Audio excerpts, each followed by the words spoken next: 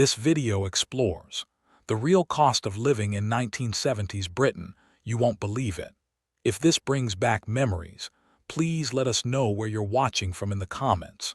Don't forget to like and subscribe for more nostalgic journeys through British history. The real cost of living in 1970s Britain Part 1. Picture Britain in 1975. You've just been paid your weekly wage, and it's time to see what your money could actually buy. The numbers might shock you, but the real story goes far deeper than just the prices on the tags. Let's start with something essential. A pint of milk cost around 7 pence in 1970. Your local milkman still delivered it to your doorstep each morning, those glass bottles clinking in their metal crate. By 1979, that same pint had climbed to 17 pence. That's inflation eating away at your pocket. A loaf of bread sat at about 9 pence at the decade's start. You'd pick up a Havis or Mother's Pride from your corner shop without thinking twice. Come the end of the 70s, you were paying 34 pence. Still cheap by today's standards, but working families watched every penny. The average weekly wage tells the real story here. In 1970, a typical British worker took home around £32 per week. That's before tax, mind you. Your dad might have worked at British Leyland or down the pit. Your mum perhaps at the local biscuit factory. Housing costs painted an interesting picture. You could rent a decent 3-bedroom semi in the suburbs for about £8 to £10 weekly. That meant roughly a quarter of your wages went on keeping a roof overhead.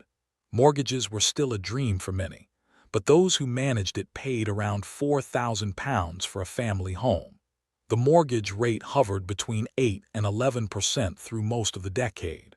Then came 1979, and things got rather hairy.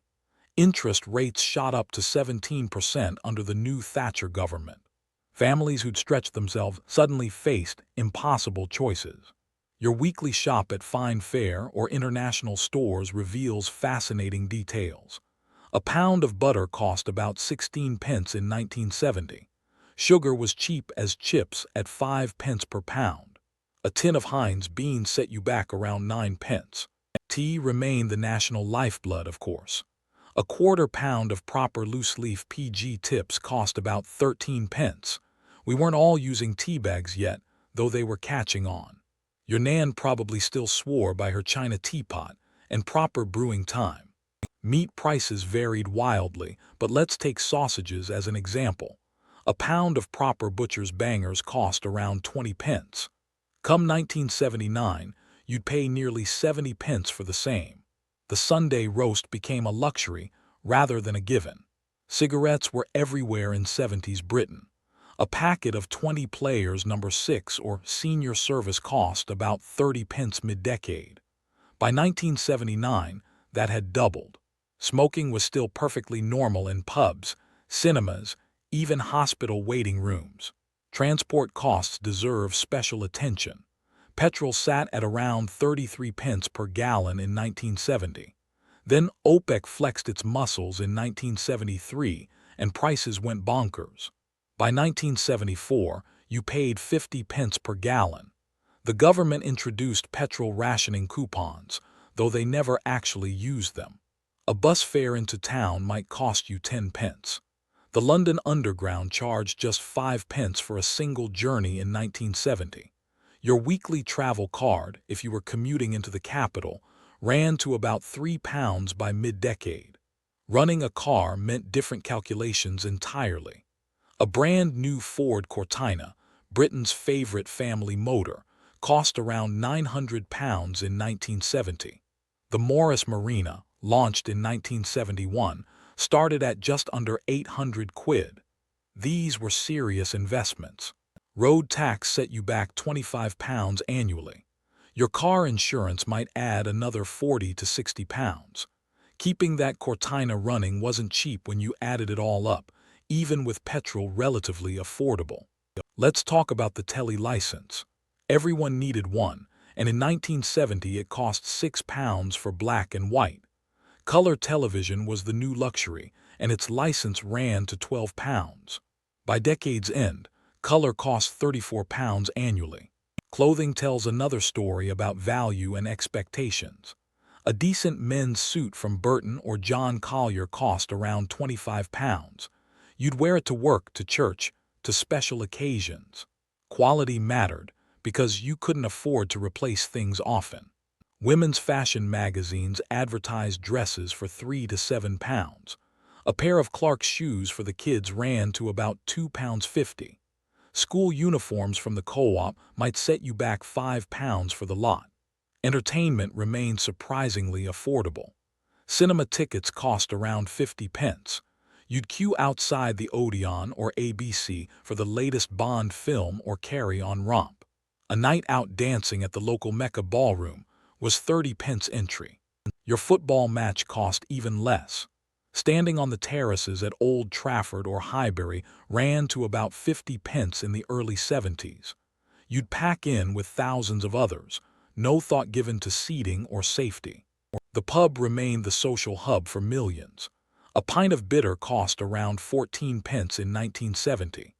Come closing time in 1979, you'd pay 45 pence. Still, that was where working men spent their Friday wages, down the local with their mates. The real cost of living in 1970s, Britain Part 2. Heating your home became something of a national obsession during the 70s. Coal fires still warmed many British living rooms, though North Sea gas was changing everything. A bag of coal from the local merchant cost around £1.20. You'd haul it through to the coal shed, black dust everywhere, knowing you'd need several bags to get through winter properly. Gas and electricity bills arrived quarterly, and they could knock you sideways. A typical household might pay £8 to £12 per quarter early in the decade. By 1979, after the oil crisis and endless price rises, that quarterly bill had jumped to £30 or £40. The three-day week in 1974 saw power cuts across the nation, everyone stumbling about with candles and torches. Your telephone, if you were lucky enough to have one, came with its own costs. British Telecom held the monopoly, naturally. Rental ran to about £3 quarterly, and you paid for each call on top.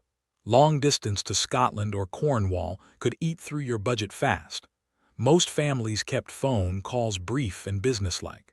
Water rates were collected by the local council, usually quarterly as well. £5 to £8 covered your usage for 3 months. Nobody worried much about conservation back then. You ran the tap whilst brushing your teeth without a second thought. National insurance and tax took their chunk before you even saw your wages. The basic rate of income tax sat at 33% for most of the decade. Higher earners faced punishing rates climbing to 83%, even 98% on investment income. The brain drain saw talented professionals flee to America or Australia. Let's consider what luxuries looked like for ordinary families. A holiday to Spain started becoming possible for working-class Brits. Package deals with Clarksons or Cosmos holidays ran from £80 to £120 per person. You'd fly from Luton or Gatwick to Benidorm or Torremolinos, suddenly experiencing proper sunshine and cheap wine. Blackpool or Margate remained more typical for most families, though. A week's B&B on the seafront cost £15 to £25. You'd pile into the family escort with cases strapped to the roof rack, kids fighting in the back, heading for candy floss and donkey rides. Consumer goods reflected Britain's changing relationship with technology. A color television set represented a massive purchase, costing £200 to £400. You'd likely buy it on hire purchase from Rumbelows or Currys, paying it off monthly whilst the interest mounted up. Record players and radiograms dominated living rooms. A decent music center cost around £100. Your LP records were proper treasures, costing £2 to £3 each. You'd save up for the latest Bowie or ABBA album, handle it carefully, keep it pristine. Kitchen appliances were becoming standard rather than special. A twin-tub washing machine cost around £80. The fully automatic versions ran to £150 or more, absolute luxury. Your mum probably still used a mangle for years, wringing out sheets by hand. Fridges had become essential by the 70s. A decent one cost 70 to 100 pounds. Freezers were the new must-have, perfect for bulk buying and batch cooking. A chest freezer ran to 120 pounds, and families would fill them with bird's eye fish fingers and frozen peas. Childhood costs reveal shifting priorities.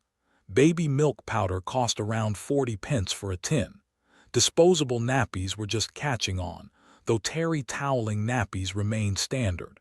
A packet of Pampers cost nearly £1 for 24, considered extravagant by many.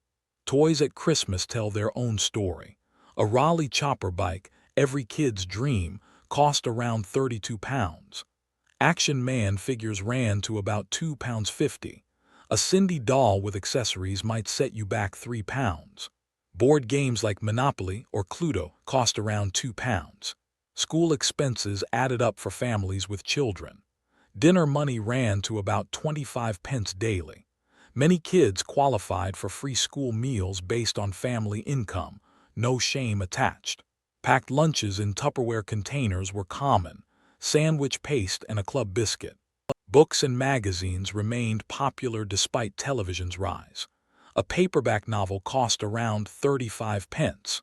Women's magazines like Woman's Own or Woman's Weekly were 15 pence weekly.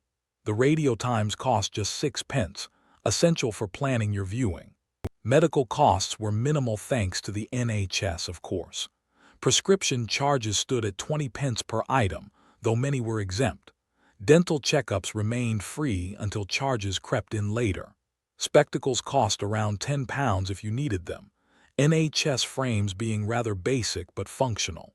Eating out wasn't something most families did regularly. A cafe meal of egg and chips might cost 70 pence. Chinese and Indian restaurants were becoming popular in larger towns.